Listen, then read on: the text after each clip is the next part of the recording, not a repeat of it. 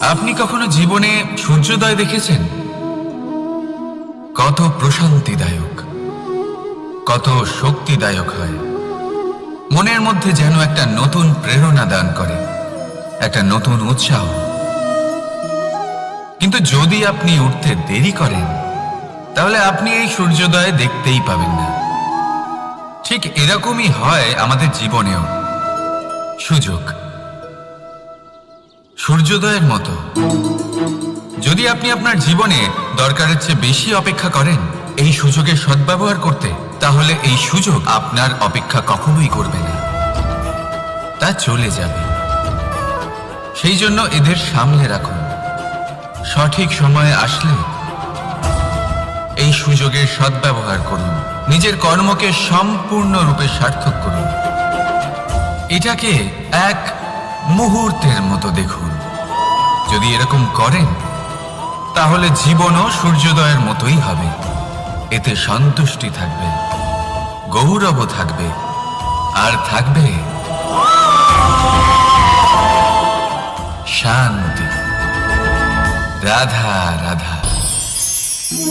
আমরা জীবনে এমন অনেক মানুষকে চিনি যারা অত্যন্ত শক্তিশালী, নিজের পরীক্ষা দিতে কখনো পিছপা হন না, খুব কঠোর হন, আত্মপ্রত্যয়ী হন, কিন্তু তাও তারা সাফল্য পান না। কেন? কি কারণ হতে পারে এর? লৌহ মানবের মতো ব্যক্তিত্বের অধিকারী হওয়া সত্ত্বেও তারা সফলতা কেন লাভ করেন না? এবার এটার উত্তর তাদের ব্যক্তিত্বের মধ্যেই লুকিয়ে রয়েছে। লৌহ মানব, লোহা। আপনি কখনো লোহাকে দেখে থাকবেন, অত্যন্ত শক্তিশালী, অত্যন্ত কঠিন, কিন্তু শুধু তখনই যখন সেটা শান্ত থাকে, শীতল থাকে। তাকে উত্তপ্ত করুন, তা আর কঠিন থাকবে না। তার উপরে এক আঘাত করুন আর তার আকৃতি বদলে যাবে। বুঝলেন? যদি আপনিও জীবনে নিজের শক্তি দিয়ে, নিজের নিরন্তর প্রচেষ্টা দিয়ে বড় কিছু করতে চান, তাহলে সর্বপ্রথম একে শান্ত করে রাখুন, একে শীতল করে রাখুন। জীবনে যা পেয়েছেন তাতেই সন্তুষ্টি পেতে শিখুন। এই ক্রোধের তাপে নিজেকে বদলাবেন না। চিনতে শিখুন সেই চিন্তাগুলো যা ক্রোধ বাড়িয়ে দেয়, আর সেগুলোকে শেষ করে দিন, নয়তো সেই রাগ আপনার পতন অবশ্যই ঘটাবে। রাধা রাধা।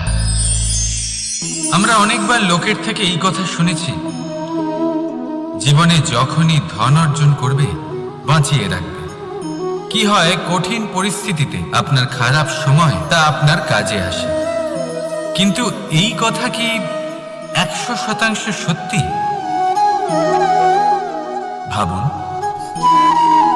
এই সমস্ত ধন যে আপনি অর্জন করেছেন, তা কি আপনাকে সুস্বাস্থ্য দিতে পারবে? এই সমস্ত ধন কি আপনাকে সুখ এনে দিতে পারবে? পারবে না, তাই না? চলুন আমি আপনাকে একটা কথা বলি। পরমেশ্বর, ঈশ্বর, যদি এই ঈশ্বরের ওপর আপনি বিশ্বাস রাখেন, সর্বদাই ভালো কাজ করেন, সবার মধ্যে প্রেম ছড়িয়ে দেন, আর সবার জন্য শুধু ও শুধুমাত্র শুভকামনা করেন, তাহলে আপনার সাথে কখনো কোনো খারাপ হতে পারে না। তাই সময় বদলান, সময় বদলানোর উপকরণ নয়। আর ভালোবেসে বলুন রাধা রাধা। অনেকবার আমাদের দৃষ্টিভঙ্গি এমন হয়ে থাকে যে আমাদের আসল সত্যের থেকে অনেকটা দূরে নিয়ে যায়। আমরা যেরকম দেখি সেরকম সবসময় হয় না। এবারে দেখুন না, আমরা মানুষেরা, আমাদের ভালো লাগে। আমরা কোথাও গেলাম, আমাদের স্বাগত জানানো হলো, আমাদের প্রশংসা করা হলো, কেউ আমাদের দিকে হাসি মুখে তাকালো, আমাদের ভালোবাসলো, আমাদের ভালো লাগে। কিন্তু যদি কেউ ক্রুদ্ধ হয়, কটাক্ষ করে, ব্যঙ্গ করে, তাহলে আমরা তক্ষুনি তাকে নিজের শত্রু ভেবে ফেলি, তার উপরে ক্রুদ্ধ হয়ে যাই। একটা কথা মনে রাখবেন, এই হাসি সবার জন্যই হয়। আপনি তাদেরকেও হাসি উপহার দিতে পারেন যাদের আপনি চেনেন, তাদেরও দিতে পারেন যাদের আপনি চেনেন না। ছোটদের দিতে পারেন, বড়দের দিতে পারেন, সবার জন্যই হলো এই হাসি। কিন্তু ক্রোধ, ক্রোধ তাদের উপরেই আসে যাদের আমরা জীবনে কখনো হারাতে চাই না, যাদেরকে আমরা অসম্ভব ভালোবাসি, যাদের জন্য আমরা আশা করি যে তাদের জীবনের পরবর্তী সময় সব সময় সুখময় হোক, উজ্জ্বল হোক। সেই জন্য আপনার জীবনের সমস্ত সেই ব্যক্তি যারা আপনার উপরে ক্রুদ্ধ হন, কটাক্ষ করেন, জরুরি নয় তিনি আপনার শত্রুই হবেন। হতে পারে সে হলো আপনার শুভাকাঙ্ক্ষী, যিনি আপনার শুধুমাত্র ভালোই চান, যিনি আপনার জন্য একটা সুন্দর ভবিষ্যৎ চান। সেই জন্য সব সময় মন দিয়ে অন্যের কথা বোঝার প্রয়াস করুন। আপনি জানতে পারবেন তাদের কর্মের ধর্ম কি হতে পারে, আপনি জানতে পারবেন তাদের ক্রোধের মর্ম কি হতে পারে। রাধা রাধা। জীবনের এই পথে এগোতে এগোতে আমরা কোথাও থেমে যাই, আমরা জানি না কেন। আমরা চেষ্টা করি যেন আমরা সামনে এগোতে পারি, কিন্তু এরকম হয় না। কি কারণ হতে পারে এর? আসুন আমি আপনাকে বোঝাই। মনে করুন আপনি কোনো রাস্তায় হাঁটছেন, আপনার পা মুচকে গেল, আপনি পায়ে আঘাত পেলেন। এখন এই আঘাত যদি আপনাকে পথ চলতে বাধা দেয়, তখন আপনি থেমে যান। যদি আপনার ভাবনা চিন্তা ক্ষুদ্র হয়, তাহলে আপনি জীবনে কখনোই এগোতে পারবেন না। ভেঙে যাওয়া কলম দিয়ে আপনি কখনো চিঠি লিখতে পারবেন না। ঠিক সেইভাবেই যদি আপনার মনে অন্যের জন্য হিংসা থাকে, তাহলে আপনি আপনার নিজের ভাগ্য লিখতেই পারবেন না। কাজের প্রতি আলস্য আপনাকে কখনো ধনী হতে দেবেই না, আর ধনের প্রতি লোভ তা আপনাকে কখনো মহান হতে দেবে না। ছোট একটা কথা, কিন্তু এ হলো অত্যন্ত গুরুত্বপূর্ণ। ভাবনা চিন্তা অবশ্যই করুন, আর বোঝার চেষ্টা করুন সেটা যা আপনি বুঝতে চান। হতে পারে আপনি এমন কোনো পথ খুঁজে পেলেন যার ফলে আপনি কোনো খারাপ পথে যেতে যেতে থেমে গেলেন, বা আপনি এমন কোনো অর্থ খুঁজে পেলেন যা আপনাকে মহান হবার পথে অগ্রসর করে দিল। রাধা রাধা। অহংকার এ হলো ছোট একটা শব্দ, কিন্তু এর প্রভাব অত্যন্ত বৃহৎ হয়ে থাকে। আর সব থেকে বড় সমস্যা হলো মানুষ আজ অবধি বুঝতেই পারেনি যে এই অহংকারের বাস্তব রূপ কিরকম। কেউ একে গর্বের নাম দেন, কেউ একে আত্মসম্মানের নাম দিয়ে থাকেন, এবং কোথাও একটা এমন সময় চলে আসে যখন সময় এই অহংকারকে ভেঙে খান খান করে দেয়। আর তখন না গর্ব আপনাকে বাঁচাতে পারে, না আপনার আত্মসম্মান। এখন যদি আপনাকে উদাহরণ দিই, তাহলে যেখানে আপনি বসে আছেন সেই ঘরেই ওপরে তাকান, সেই ছাদের দিকে। যদি এই ছাদ অহংকার করতে থাকে যে দেখো আমি তো সব থেকে উঁচু জায়গায় আছি, আমার চেয়ে ওপরে আর কেউ নেই, আমি এই ঘরে থাকা সমস্ত ব্যক্তিকে ছায়া প্রদান করি, যদি এই অহংকার এসে যায় তাহলে কি? একবার ভেবে দেখুন, যদি পরের দিন তার উপর আরো একটা তলা বানিয়ে দেওয়া হয় তাহলে কি? এই ছাদ যার নিজের উঁচু হবার অহংকার ছিল, যে সব থেকে ওপরে ছিল, সে এবার পায়ের তলায় চলে এসছে। এটাই হয়ে থাকে। মনে কখনোই অহংকার পোষণ করবেন না। যদি মনের মধ্যে কিছু রাখতে চান, তাহলে প্রেমের ভাব রাখুন, স্নেহ রাখুন। এই অহংকারকে আপনি যা ইচ্ছে নাম দিন, গর্ব হোক, আত্মসম্মান হোক, এর দ্বারা আপনার কোনোভাবেই কোনো লাভ হবে না। তাহলে এই অহংকারকে ত্যাগ করুন আর আমার সাথে ভালোবেসে বলুন, রাধা রাধা। একটা সিদ্ধান্ত। এই জীবনে একটা সিদ্ধান্তের গুরুত্ব কি হতে পারে তা কখনো ভেবে দেখেছেন? একটা সিদ্ধান্ত সেই ভিত্তি হতে পারে যা আপনার পুরো জীবনকে বদলে দিতে পারে, এই সমস্ত সংসারকে বদলে দিতে পারে, ভবিষ্যৎ বদলে দিতে পারে। এই সিদ্ধান্ত যে কোন রাস্তা চয়ন করতে হবে, সেই সিদ্ধান্ত যে কখন সামনে এগোতে হবে আর কখন থেমে যেতে হবে, সেই সিদ্ধান্ত যে কখন যুদ্ধ করতে হবে আর কখন নিজেকে পিছু পা হতে হবে। এই সিদ্ধান্ত হলো খুব গুরুত্বপূর্ণ। আর আপনি তো এই সংসারে একা নন, তাই আপনার একটা সিদ্ধান্ত শুধু আপনার জন্যই নয়, সমস্ত সংসারের জন্য গুরুত্বপূর্ণ হতে পারে। এবার এই সিদ্ধান্ত আপনারই হবে। ভাবনা চিন্তা করে নেবেন, সাফল্য পাবেন। রাধা রাধা। ভবিষ্যৎ। সংসারে এমন কোন ব্যক্তি আছেন যিনি নিজের ভবিষ্যতের বিষয়ে ভাবেন না? যে কেউ ভাবেন আমার ভবিষ্যৎ কিছু এরকম হবে, আমি ভবিষ্যতে এরকম কিছু একটা করব, এই সুবিধা থাকবে, এই আনন্দ পাবো, ইত্যাদি ইত্যাদি।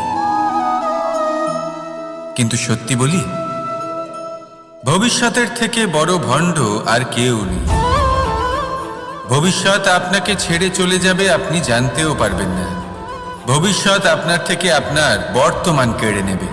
অনেক সময় আমরা ভবিষ্যতের বিষয় ভাবতে থাকি, দুশ্চিন্তা করতে থাকি। ভবিষ্যৎ দিয়ে নিজেকে এতটাই ঘিরে ফেলি যে বর্তমান কি তা ভুলেই যাই, তার বোধই আমাদের থাকে না। ভাবুন, ভবিষ্যৎ কি? ভবিষ্যৎ হলো সেটাই যা এখনো পর্যন্ত ঘটেনি। বর্তমান হলো সেটা যা এখন ঘটছে। তাহলে যা এখনো ঘটেইনি তার বিষয়ে দুশ্চিন্তা করে নিজেকে ব্যতিব্যস্ত কেন করছেন? এই বর্তমান, এটাই হলো গুরুত্বপূর্ণ। এর উপরে সমস্ত ভাবনা কেন্দ্রীভূত করুন। মনে লক্ষ্য অবশ্যই রাখুন, কিন্তু পুরো মনোযোগ শুধু বর্তমানে থাকবে। এই বর্তমানকে যদি সামলে নিতে পারেন, তাহলে আপনার ভবিষ্যৎ এমনি উজ্জ্বল হয়ে উঠবে। তাহলে আসুন আমার সাথে ভালোবেসে বলুন, রাধা রাধা। সময়। কথায় আছে, আমাদের জীবনের প্রত্যেক মুহূর্ত স্বর্ণর মতো হয়। এবার হয় আমরা একে নিজেদের কাছে রাখতে পারি, বা একে আমরা চলে যেতে দিতে পারি। কারণ এই ছোট ছোট মুহূর্তই আছে যা আমাদের জীবনকে গড়ে তোলে। এখন এই জীবন কেমন হবে তা আমাদের উপর নির্ভর করে। যদি আপনি একটা মুহূর্তের যত্ন না নেন, যদি আপনি এক মুহূর্ত ভালো না বাসেন, যদি আপনি এক মুহূর্ত স্নেহের আনন্দ না উপভোগ করতে পারেন, তাহলে দেখতে দেখতেই আপনার সমস্ত সময় নষ্ট হয়ে যাবে, আপনি জানতেও পারবেন না। অর্থাৎ এই সময় স্বর্ণ হতে পারে না। তবে আমরা একে স্বর্ণ বানিয়ে নিতে পারি আমাদের চেষ্টার মাধ্যমে। এই সময় শুধু একটি লাঙল যা মাটির সাথে লড়াই করতে পারে, আর কিছু নয়।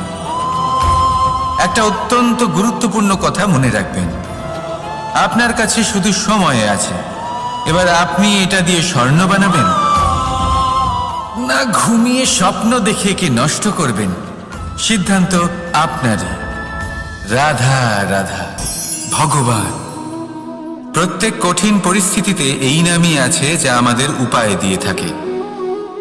ব্যক্তি যান, ভগবানের পুজো করেন, আরাধনা করেন, ব্রত পালন করেন, মন্দিরে যান, পুজো পাঠ করেন, ভগবানকে জাগিয়ে তোলেন। আর তারপর শুরু হয় সমস্ত প্রশ্ন। হে ভগবান, আমার সাথে এরকম কেন হচ্ছে? কেন আমারই জীবনে এত দুঃখ আছে? আমি কিভাবে এর সম্মুখীন হব? আমাকে কেন এত কষ্ট ভোগ করতে হচ্ছে? হে ভগবান, আমি কি করব? আমাকে সাহায্য করুন, কোনো রাস্তা দেখান।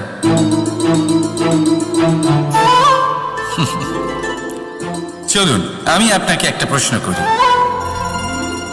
মন্দিরে যাওয়ার চেষ্টা করার আগে আপনি কি জীবনে ততটা চেষ্টা করেছেন যতটা সেই সমস্যাকে দূর করার জন্য দরকার ছিল? দ্বিতীয় প্রশ্ন, ভগবানকে জাগানোর পূর্বে আপনি কি নিজেকে জাগিয়ে তুলেছেন? আপনি কি আলস্য ত্যাগ করেছেন? তৃতীয় প্রশ্ন, ভগবানকে জিজ্ঞাসা করার আগে আপনি কি নিজেকে জিজ্ঞাসা করেছেন যে আমি কেন এত অসফল হচ্ছি? যদি না করে থাকেন তাহলে সবার আগে এটা করুন। আপনি সমস্ত প্রশ্নের উত্তর পাবেন, সমস্ত বিপদের পরিত্রাণ পাবেন। অন্য কোথাও নয়, নিজের ভেতরে তাকিয়ে দেখুন। চেষ্টা করুন নিজেকে জাগিয়ে তোলার। আপনি সফল অবশ্যই হবেন, কারণ এই পরমাত্মা, ওই পরমেশ্বর, ওই পরব্রহ্ম আপনার মধ্যেই তো আছে। রাধা রাধা। না, জন্মগ্রহণের পর মানুষের জন্য এই নাম অত্যন্ত গুরুত্বপূর্ণ হয়। মাতা, পিতা, পুরোহিত সকলেই সেই অক্ষর খুঁজতে শুরু করেন যা দিয়ে আপনার নাম শুরু হবে। কিন্তু নাম আর রাশি এক হয়ে গেলেই কি সব কিছু ঠিক হয়ে যায়? কখনোই নয়, কারণ আপনার কর্মই হলো সব থেকে গুরুত্বপূর্ণ, আর কিছুই নয়। দেখুন, এই নিয়তিও আপনার কর্ম অনুযায়ী আপনার ভবিষ্যৎ সুনিশ্চিত করে। যদি আপনাকে উদাহরণ দিই তাহলে ভাবুন, একদিকে ছিলেন রাম আর অন্যদিকে রাবণ। দুজনেরই নাম শুরু হয় র দিয়ে, কিন্তু একজন পেলেন এক ভয়ানক পরিণতি আর অন্যজন সমগ্র সংসারের মনে চিরস্মরণীয় হলেন। তাহলে মনে রাখবেন, নাম নয়, কর্মই হলো শ্রেষ্ঠ। আর যদি তা শ্রেষ্ঠ হয় তাহলে আপনার নাম এমন স্থানে পৌঁছবে যা সংসারের কেউ মুছে ফেলতে পারবে না। তাহলে আসুন আমার সাথে ভালোবেসে বলুন, রাধা রাধা। অনেক সময় যখন আমরা কর্ম করি, সাফল্য লাভ করি, কঠিন পরীক্ষায় উত্তীর্ণ হই, বড় কাজ করি, আমাদের মনে হয় এই সংসার আমাদের একটু প্রশংসা করুক, ভালো লাগে। অনেকবার মনে হয় এটা হলো আমাদের কর্মের ফলই বটে, আমরা আনন্দ পাই।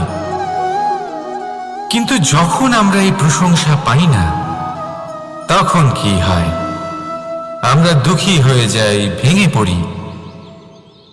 মনে হয় যেন আমার জন্য কেউ চিন্তাই করে না। এমন মনে হয় যেন আমাদের আনন্দে অন্য কেউ আনন্দই পায় না। অনেক রকম ভাবনা আসে। কিন্তু আমি আপনাকে একটা প্রশ্ন করতে চাই, আপনি যে কাজই করেন না কেন, যে কর্মই করেন না কেন, তা কি শুধুমাত্র প্রশংসার জন্য করেন? যদি এরকম হয়ে থাকে তাহলে সেই ভাবনা এক্ষুনি ত্যাগ করুন, কারণ এই প্রকৃতি আমাদের অন্য শিক্ষা দেয়।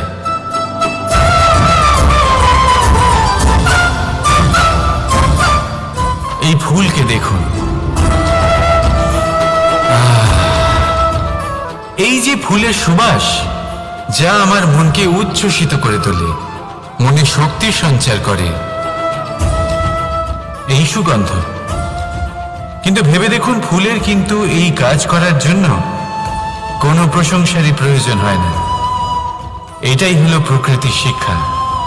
যিনি সৎ হন, সৎকর্ম করেন, তার কোনো প্রশংসার প্রয়োজন হয় না, কারণ ওনার কর্মই হলো ওনার সুবাস। মনে রাখবেন, আতর নকল ফুলে দেওয়া হয়, প্রকৃত ফুলের তার কোনো প্রয়োজন হয় না। সেইভাবেই আপনিও কর্ম করতে থাকুন শুভ চিন্তা নিয়ে।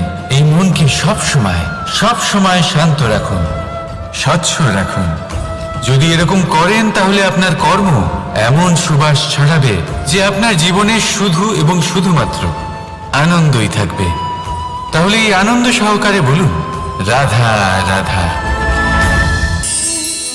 এই সংসারে এমন কোনো পর্বত নেই যা এতটাই উঁচু যে মানুষ তার শিখরে পৌঁছতে পারবে না, তাকে অতিক্রম করতে পারবে না।